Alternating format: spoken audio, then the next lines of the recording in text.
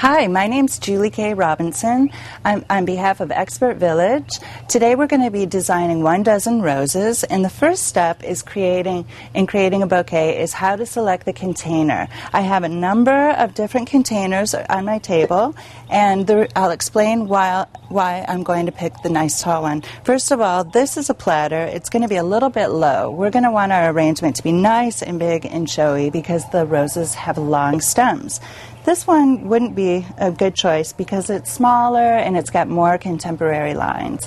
This container is pretty, but it's not the best because it has more of a Mediterranean feel.